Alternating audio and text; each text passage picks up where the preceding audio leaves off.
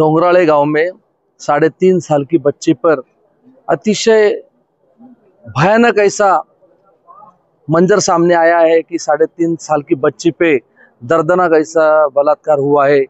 डोंगराळे गांव में 3.5 साल की बच्ची पे अब बहुत ही दर्दनाक ऐसा रेप हुआ है और सभी गांव वालों की ओर से और ये माता भगिनी की ओर से एक ही आक्रोश है कि वो हरामजादा कोई भी हो उसको जल्द से जल्द फांसी की शिक्षा हो और उसको मैं तो कहता हूँ उसको पब्लिक के हवाले किया जाए, क्योंकि ऐसे क्राइम ऑल इंडिया में बहुत जगह हो रहे हैं और इनको सबक सिखाना होगा।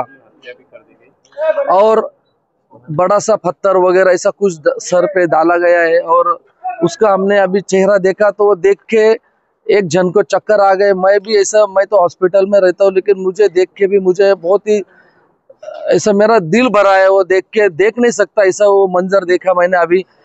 उस हरामजादे के साथ ज्यादा से ज्यादा क्रूर जितना भी हो सके उसको दर्दनाक सजा देनी चाहिए सरकार ने। अभी ये निर्णय लेने का समय आ गया है कि बलात्कारी के साथ में पब्लिक के हवाले उसको छोड़ देना चाहिए। ऐसी मैं गुजारिश करूंगा सरकार को। कशी झालेली त्यांची आज त्यांनी जसं माहिती पडलं तसं त्यांची अवस्था बघून घ्या गरीब आणि पाहिलं का त्यांची रोंगळ्यामध्ये किती मोठी अशी घटना झालेली। मग आम्हाला फक्त न्याय पाहिजे, त्याला फक्त आमच्या जवळ पाठवून द्या, आम्हाला न्याय हवा बस, काहीच नको पाहिजे। हे बघा 3.5 वर्षाची मुलगी होती, जास्त बी मोठी नाही, फक्त न्याय पाहिजे आम्हाला बस।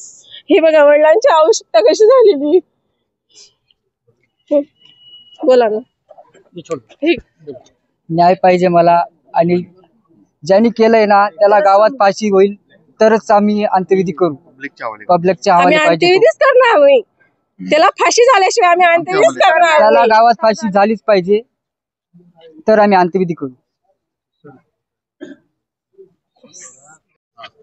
माझ्या मामांची मुलगी होती, ती 3.5 वर्षाच्या मुलीवर इतका खालच्या पातळीचं झालेलं आहे। जोपर्यंत तिला न्याय मिळत नाही, जोपर्यंत त्या समोरच्या व्यक्तीला फाशी होत नाही, तोपर्यंत माझ्या मामाची मुलीची अंत्यविधी होणार नाही। बस विषय संपला। ती माझी सख्खी भाची होती, आम्हाला फक्त न्याय पाहिजे, दुसरं काही नको पाहिजे। काळजी करू नका।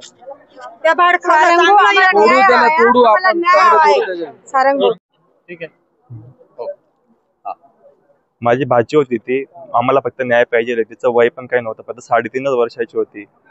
तो जो कोणी असेल त्याला फक्त फाशी व्हायला पाहिजे आणि आम्हाला फक्त न्याय पाहिजे। आम्ही तोपर्यंत अंत्यविधीच करणार नाही, आम्ही तोपर्यंत त्याची अंत्यविधीच करणार नाही बस।